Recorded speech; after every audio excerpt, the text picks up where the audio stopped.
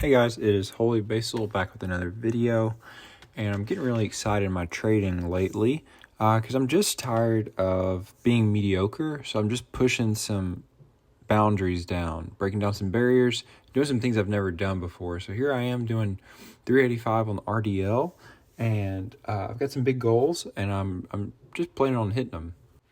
And I think it's Bald Omni Man that said to do ab crunches in between RDL sets to help mitigate some of that lower back fatigue. Because, man, these will drain you. I feel them, I think I said in the last video, in my rear delts. Just the stretch is nuts. But today I want to talk about something that's been on my heart for a bit and that honestly is kind of humbling to a certain extent. Have you ever just thought about how you were doing in something, whether it was at work or in the gym, on the field, in class, and you thought to yourself, hey man, I'm doing pretty good? Now, obviously, that could be true at the time, and a lot of times that leads to pride, but what I want to talk about today is self-reflection. And I think that self-reflection is a big reason why I haven't grown in the gym or gotten stronger as much as I could have. So when I started videoing myself more consistently, I noticed patterns or errors in which I was either overcounting my reps, cutting corners, they were too shallow, cheating, whatever they might be, just inconsistent. And after reflecting on it, I'm like, hey man, I need to make some progress. And initially it's kind of humbling, but then it's motivating because you can see what you need to work on.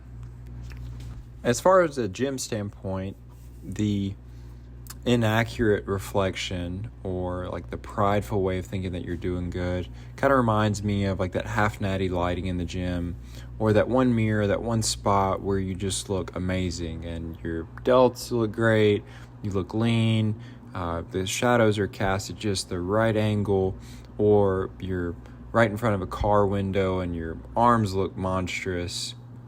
And maybe for a woman or somebody who's trying to get leaner, maybe it's kind of like those circus mirrors, those carnival mirrors where it distorts things and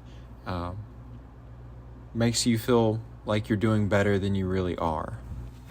And maybe on a spiritual level, it's you counting off the number of days since you had a drink, watched pornography, lied, slandered somebody, cheated, stole. It doesn't matter. All it matters is I think we puff ourselves up by not reflecting on ourselves and being critical. And it's easy to look around and feel better about yourself when other people are screwing up or technically doing worse than you to make you feel better about yourself. But other people aren't the standard.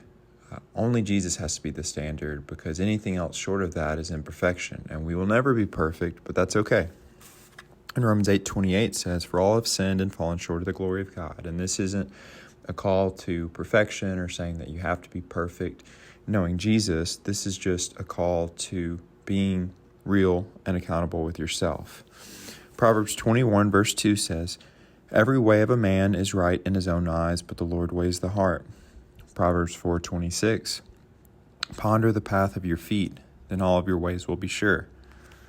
Now, sin, as a bunch of you guys know, is an old archery term, and it means to miss the mark. So it doesn't matter whether you don't even hit the target or you hit right outside of the bullseye, you miss the mark. And so you're not perfect.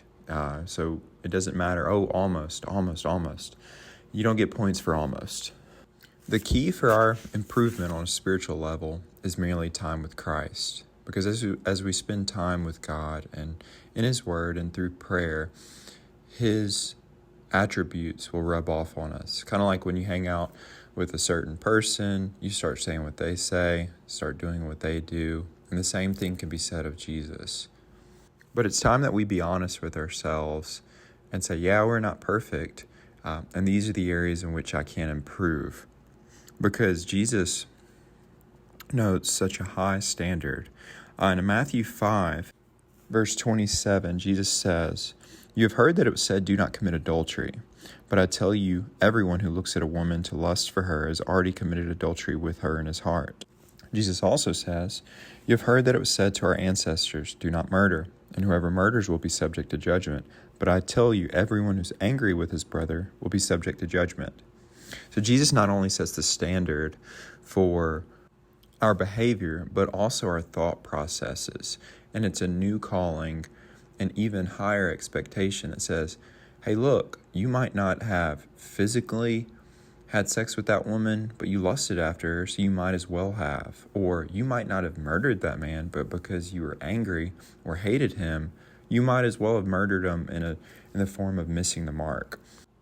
So my encouragement for you today, guys, is to reflect on yourself. Look at your true motives, spend time with Christ, and note that there's always room for improvement. And that's not to say that you aren't doing a good job, but even professional athletes are constantly studying their film, saying, hey, I messed up here, and this is how we can get better. And if we mess up in the future, it's okay, but we should still strive to do better. Thanks for listening. Peace.